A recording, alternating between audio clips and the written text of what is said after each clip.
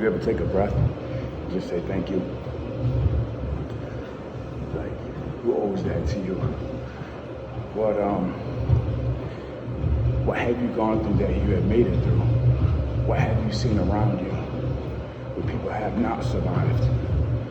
Where it could have been you or it should have been you?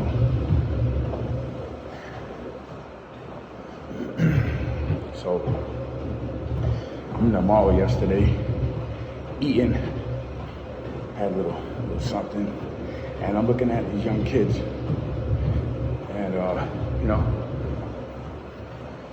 I don't blame everything on the kids. I mean, I'm a true believer it starts under the roof.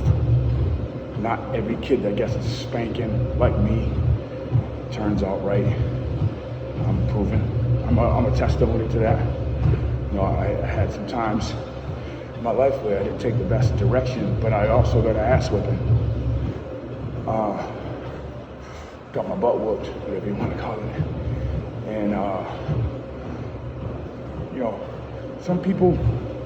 some kids, they don't get a whooping, whatever you want to call it, and they turn out great in some ways, in other ways maybe get a spoiled attitude. They're kind of quick off the mouth, not as respectful as they should. So I'm a true believer that you need to catch it sometime. You know, it's not about putting fear, it's about instilling discipline and respect in that child. So back to what I was saying. So I'm looking at these kids, you know, pants are sagging, they look a little sloppy, you know, a little dirty, talking fresh, you know, things like that.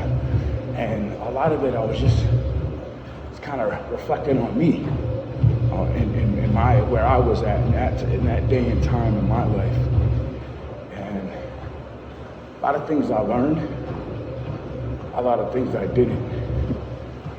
And it's not about the parents taking the blame if they try their hardest, if they evolve, if they create some change and correction and discipline in the home. It's for the ones that don't put an effort in. So if you're not trying and your kid comes out a certain way, who is there to blame? The shoulda, woulda, couldas can sometimes be too late, because now your kid's in his teens. Maybe he or she committing a crime, getting pregnant early, you know, and now it's like a setback, right? A huge, a major setback. So I look at these kids and I'm like, man, you're setting your kid up to fail, not succeed. When you give them the tools, it's like now they know. And I realized later on in my life, I wanted more. And thank God I'm still here. So I want to talk about hitting the reset button. And, you know, it took me a long time. I'm 47. I haven't been in the streets forever. I kind of go back to that because I lived in the streets for so long. Thank God I never had a drug habit. I dipped and dabbed, things I shouldn't have. So for the ones that know, you know, or don't know, I'm sorry, shot, stabbed, you know, molested, lost my dad to suicide, lost a lot of friends to murder, been to prison, things like that. I think I said that. So, you know, we all have a story. I tell people, hey, I got a story, you got a story, do something with it. Don't just live that 9 to 5. What else are you living for? And it starts with healing. Because if you don't heal, you don't believe. And if you don't believe, you don't succeed. You just live aimlessly. So I don't want to live aimlessly. I want more. But I have to surround myself around those that are striving for more, those that are better than me in areas that I want to be in, that I want to improve in.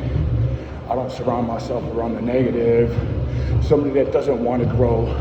Because somebody took a chance on me while I was negative, but I wanted growth. So if I'm taking a chance on somebody that's negative and they don't want growth, I'll catch you at a distance, brother, sister, whoever it is, and let me know when you're ready. because that's draining. And I don't want that, and I don't deserve that. I'm not gonna let somebody bring me down. I want somebody to bring me up. We're supposed to be pushing each other forward. So, God allowed me to hit the reset button, man. Like I never was hooked on drugs. I didn't do life in jail. I've been given different job opportunities now. Surrounding myself around great people, around people that want growth, around people that want to create change and create momentum and build momentum. Because you can't build it unless you create it. So that's that part. And also finances. It's nothing against my mom, but we lived check to check. She wasn't taught, but she was taught about survival. She was taught about work ethic. She was taught about and lived in this space. Work ethic, love, survival. So I carry that with me. I have that now. And now what else can I do? I want to improve my finances. I want property. I'm gonna get that. I want to improve my credit score. I want to improve in my FICO score. I'm like, what's a FICO? I never knew what a FICO was. I want real estate, man. I want to have property. I want to own something. I don't want to own a vehicle. I have a company vehicle right now. And I'm happy with that. I'm grateful with that. I can do everything I need to get done. Thanks to God and the company that He's given me an opportunity with. So why am I focused on the vehicle? I can only drive 67 miles an hour with this vehicle. I don't care. I don't need to drive 75. I don't need to drive in a fancy car that I could get right now. But then that takes away or slows the process down of me getting property, getting a multi-unit, and then to drive in a nice car, to put that facade on, to pretend like I'm doing good. Hold on, this light always goes out.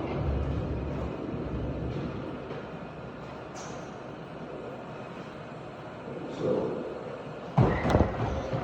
you know what I'm saying? So for those that do that, like, come on, what do you really have a nice car for? You're taking away when you can be giving in, pouring into something else. So He allowed me to hit the reset button. That's what I'm building on, because now I know. And now I'm doing, and now I'm sharing. So think about opportunities that you have now, or things that you know about now that you didn't know then, and what can you now change or improve on or in now. Grasp a hold of that. Take the bull by the horns, and staying proud, staying confident, have belief. Everybody can do it. We all, like they say, we all have the same 24. What are you doing with your 24? I can't make you. I can share, like somebody shared with me, and that's what I'm going to continue to do. Check out my next podcast. It's coming out. I'll send it out tomorrow. I had some issues with, not issues, but I had to reschedule my next guest. It's important to me, so I held that spot for her.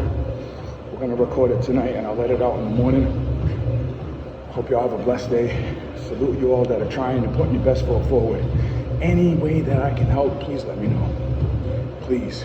And share. I don't know it all. I'm learning more and more and more because I want more and more and more and more. All right? Take care.